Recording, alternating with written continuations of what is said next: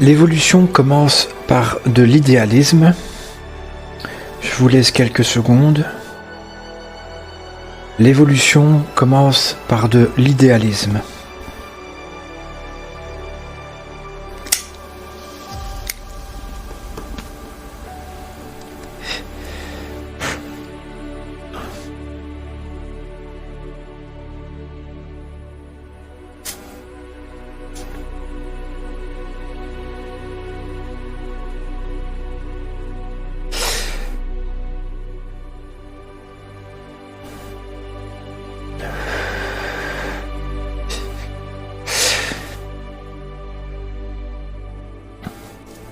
Alors c'est un peu évident ce que je dis, mais développons un peu. Il nous faut un minimum d'optimisme, d'espoir.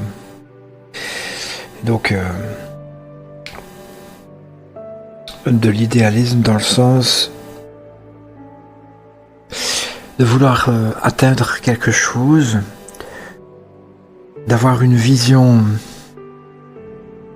d'avoir une belle vision par rapport à quelque chose assez élevé, ou du moins meilleur que ce que l'on voit actuellement.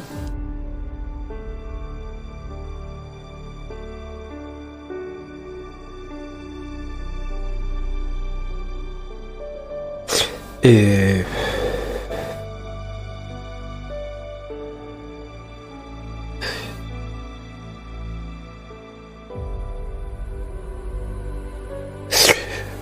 ouais, ça peut être associé à de la rêverie, de l'utopie. Je vous donne un peu plein de synonymes au fait. Mais ouais, on a un rêve, peu importe ce que c'est. On croit en ce rêve qui puisse nous rendre heureux, entre guillemets. Et du coup, c'est un moteur, c'est une motivation, une pulsion pour s'améliorer, soit ou améliorer quelque chose ou une situation.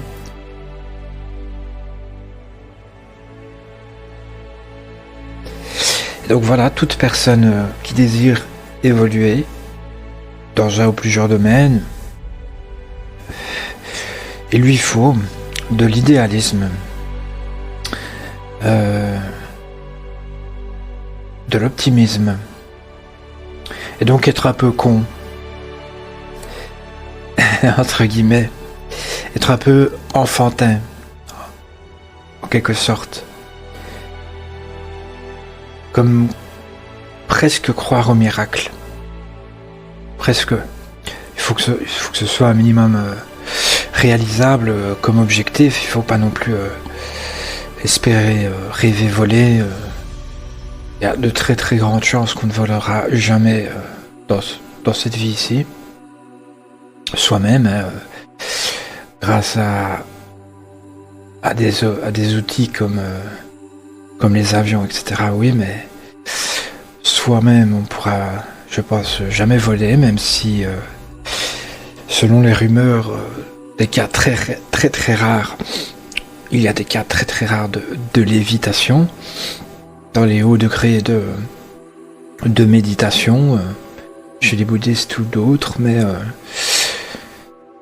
bon, il faut que ce soit un minimum réalisable, qu'on sente qu'on a les moyens ou qu'on peut se créer des moyens pour atteindre l'objectif.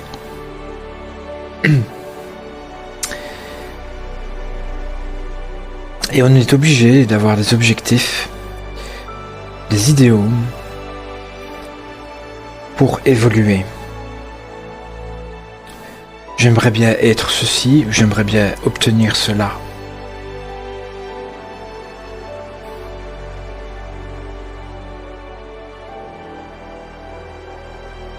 Alors,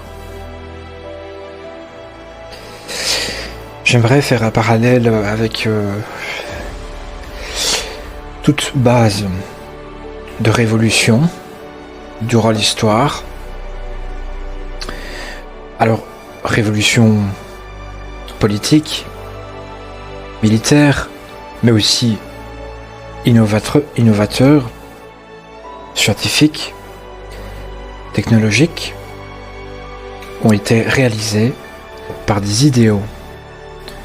Parce que les personnes, un ou un groupe une personne seule ou plusieurs, avaient un idéal en tête.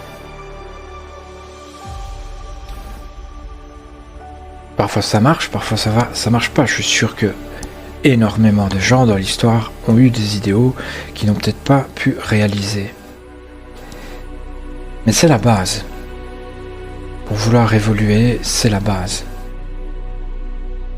Et pour revenir à ces personnages un peu révolutionnaires,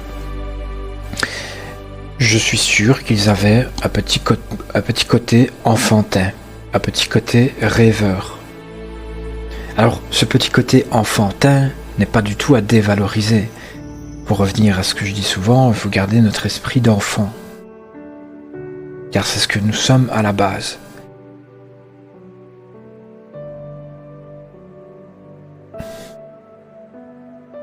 Et donc les grands personnages de l'histoire, Napoléon, Einstein, etc., qui ont eu un impact significatif sur le monde, avaient un esprit enfantin. En partie.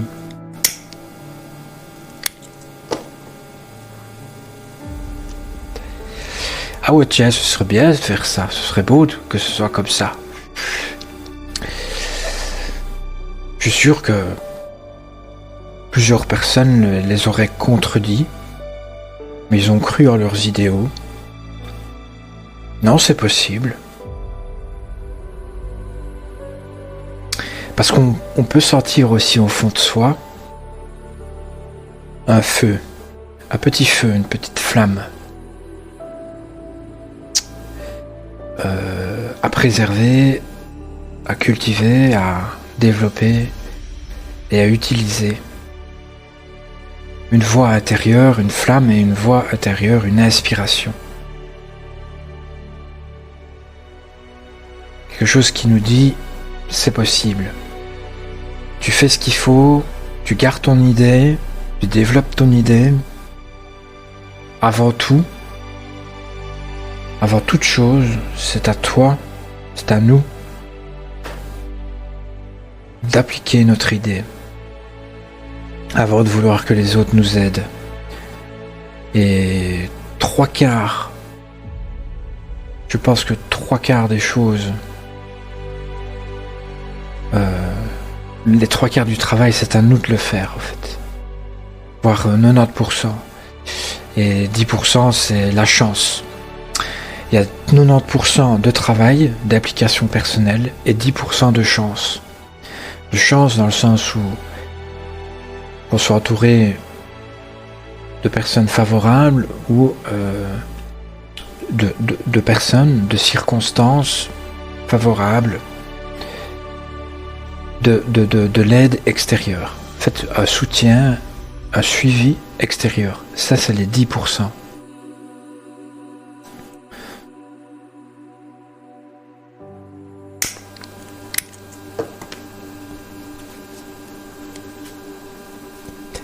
Un rêve, un idéal à vouloir atteindre sans application personnelle, ça m'a l'air presque impossible.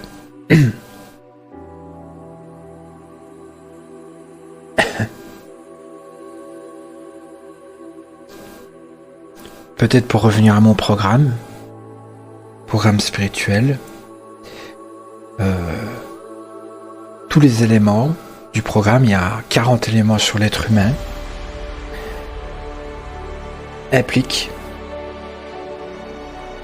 exige une implication personnelle. Tout ne dépend que de nous par rapport à ça. C'est une canne à pêche que j'offre, ce n'est pas le poisson. Des connaissances à intégrer et puis à appliquer nous-mêmes à notre guise. Ça demande, à certains égards, un effort personnel. Un effort personnel, il y a des choses assez faciles et qu'on applique déjà. Sur 40 éléments, il y a 20 éléments qu'on applique déjà automatiquement, en tant qu'être humain. Mais c'est toujours en lien avec une stimulation personnelle, avec l'idéal à atteindre qui serait peut-être l'illumination. Non pas plus d'argent, non pas une meilleure situation, non pas plein de récompenses extérieures, mais bien des récompenses intérieures.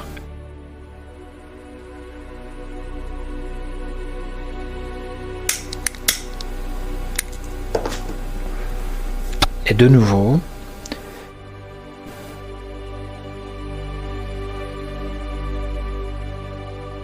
le 90% du travail de mon programme, peut-être presque 100%, dépend de nous,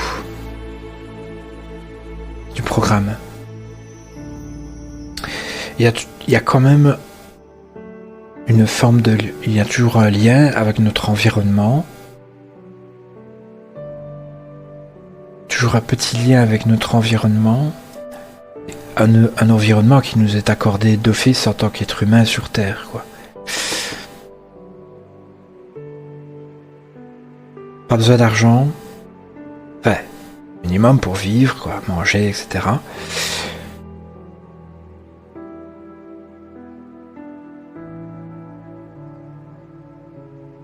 Mais tout ce qui est proposé dans le programme est minimaliste et je reviens encore aux 90%, voire peut-être 100% des gens sur Terre a accès à tout ce qui est proposé dans le programme.